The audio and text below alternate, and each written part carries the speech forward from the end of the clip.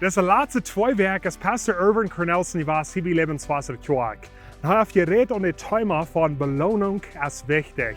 Nu, wo wir leben dan hier op deze aarde, wordt een onderscheid merken, wat van een beloning we een dag voor een Himmel krijgen.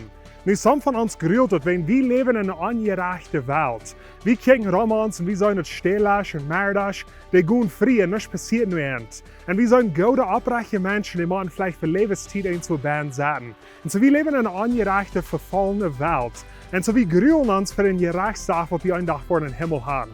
Aber die gute Neuigkeit ist, wir brauchen uns nicht gruwlen, wenn Gott ist ein oprechter, gerechter Gott. Und so hij wordt nicht eens verloren vorbeigelaten. Das Gute und das Schlechte, da wird alle fern Tag kommen, ein Tag in Himmelreich. Und so wo wir hier leben, da merken wir Unterschied. In 1. Korinther Kapitel 3 redet davon, dass wir bühen mit uns leben.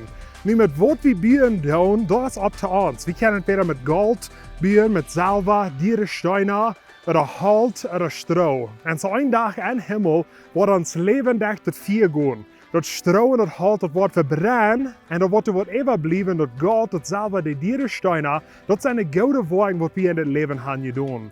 Nu, de andere ding waar we hier mal een beetje dergelijke onder met zijn, is, want Jan is een prediger, Jan wordt een veel grotere beloning krijgen.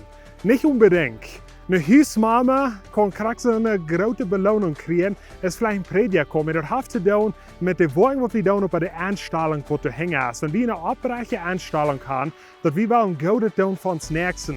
We willen Leute bewijzen tot ons nu, we willen Gott zijn regieren op deze eerd. We willen er een dag veel beloond krijgen. Dat is dat goud, dat zilver en de dierensteiner. En zo verder, deze beloning heeft niets te doen met Radung. Radung krijgen we als een geschenk der geloven aan Jezus Christus. Maar wo wir hier op deze eeuw leven, dan worden we onderscheid merken met de beloning wat we een dag voor een Himmel krijgen. Sag mal über das Motorsprechen mit diesem Wort. Wenn dir das Video hast, gleich dann ein Like abdrängen auf Facebook, subscribe abdrängen auf YouTube, check das Video an in eine Freunde und Familie und wir sehen uns nächste Woche.